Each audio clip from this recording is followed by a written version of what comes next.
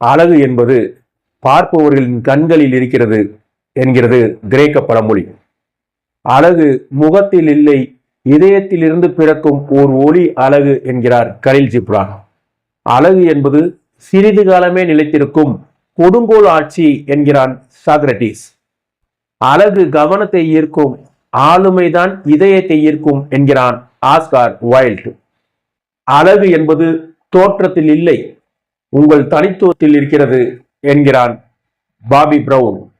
இப்ப எதுக்கு சம்பந்தமே இல்லாம அழகை பத்தி இவ்வளவு மேற்கோள்கள் என்கிறீங்களா? காரணம் இருக்கு, வாங்க போலாம்.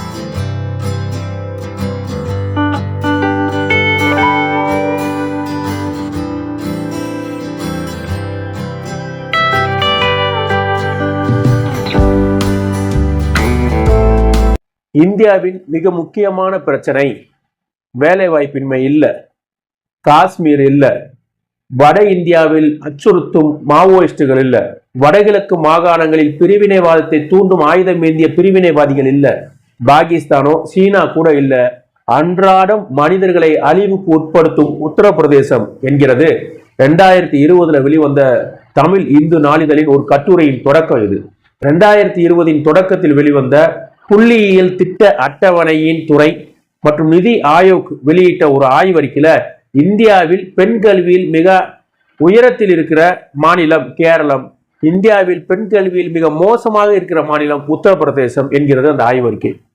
இந்த ஆய்வறிக்கையின் மூலமா நமக்கு தெரியுது என்னன்னா, அப்ப அந்த ஊர்ல பெண்களோட கல்வி, அங்க சூழல் எப்படி இருக்கிறது, ஒரு பெண் படித்து மேலே எழுவதற்கு எவ்வளவு தடைகளை சிக்கல்களை தாண்டி வர வேண்டியிருக்கிறது என்பதெல்லாம் இந்த ஆய்வறிக்கைகளும் இந்த கட்டுரையின் முதல் பக்க வார்த்தைகளுமே நமக்கு அச்சுறுத்துகிறது, பயமுறுத்துகிறது. அப்படிப்பட்ட சூழலிலிருந்து சீதாப்பூர் என்ற மாநிலத்திலிருந்து ஒரு மாணவி, பிராத்யா நிகம் என்ற ஒரு மாணவி 98.5 விழுக்காடு 10ஆம் வகுப்பு பொதுத் தேர்வில், அதாவது 600 மதிப்பெண்ணுக்கு 591 மதிப்பெண் எடுத்து மாநிலத்திலே முதலிடம் பிடித்திருக்கிறார்.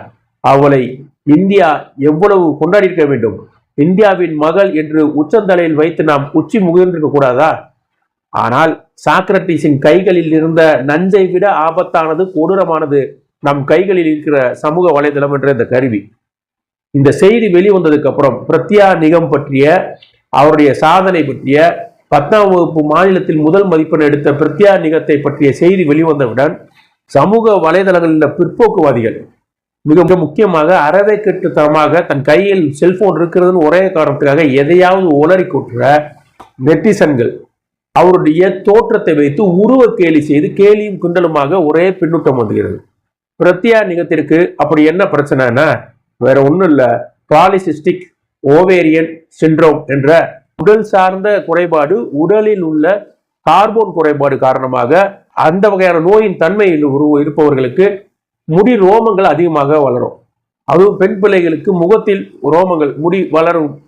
அப்படிப்பட்ட ஒரு நோயினால் பாதிக்கப்பட்டிருக்கக்கூடும் பிரத்யா நிகம் என சமூக வலைதளங்களில் கணிக்கிறார்கள். அது எந்த வகையான நோயின் தன்மையாக இருக்கட்டும், எந்த வகையான குறைபாடாக இருக்கட்டும், அதை சந்திக்க வேண்டியது, அதை எதிர்கொள்ள வேண்டியது பிரத்யா நிகம் தான். இன்னைக்கு அவர் கல்வியால் உயர்ந்து நிற்கிறார். அதை கொண்டாடாமல் உருவ கேலி செய்து சாதிப்பவர்களுக்கு அழகு தேவை, சாதித்தவர்களெல்லாம் அழகானவர்கள்னு இன்னைக்கு 21ஆம் நூற்றாண்டிலும் பிற்போக்குத்தனமாக சிந்திக்கிற இளைஞர்கள் இருக்கிறார்கள் என்பதுதான் வேதனையாக இருக்கிறது. இன்னைக்கு பிரத்யா நிகத்தை பத்தி நமக்கு தெரிந்ததனால் இந்த மாதிரியான அவதூறுகளையும் முயற்சி பேச்சுகளையும் அவர் கேட்கிறார். இது அவருக்கு புதிதாக இருக்காது. அவர் வாழ்ந்த சூழலில் பிறந்ததிலிருந்து இதை அவர் எதிர்கொண்டிருக்க கூடும். ஆனால் கேலி பேசிய, கிண்டல் செய்த அந்த வாய்களுக்கு எல்லாம் அவர் தந்த பதில், தன் கல்வியால் அவர் தொட்டிருக்கும் உச்சம். இந்தியாவின் மகள் பிரத்யா நிகத்தை கொண்டாடுவோம், சக மனிதர்களை மனிதர்களாக பார்ப்போம்.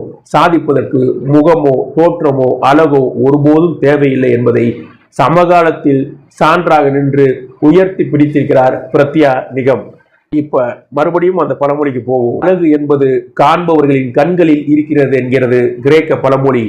அழகு முகத்தில் இல்லை, உள்ளத்திலிருந்து பிறக்கும் ஒரு ஒளி என்கிறான் கலீல் ஜிப்ரான். அழகு சிறிது காலத்திற்கே நிலைத்திருக்கும் கொடுங்கோல் ஆட்சி என்கிறான் சாக்ரட்டிஸ். அழகு கவனத்தை ஈர்க்கும், ஆளுமைதான் இதயத்தை ஈர்க்கும் என்கிறான் ஆஸ்கர் வைல்ட்.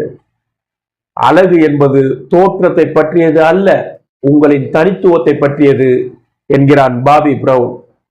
பிரத்யா நிகம் சமகாலத்தில் கொண்டாடப்பட வேண்டிய இந்தியாவின் மகள்.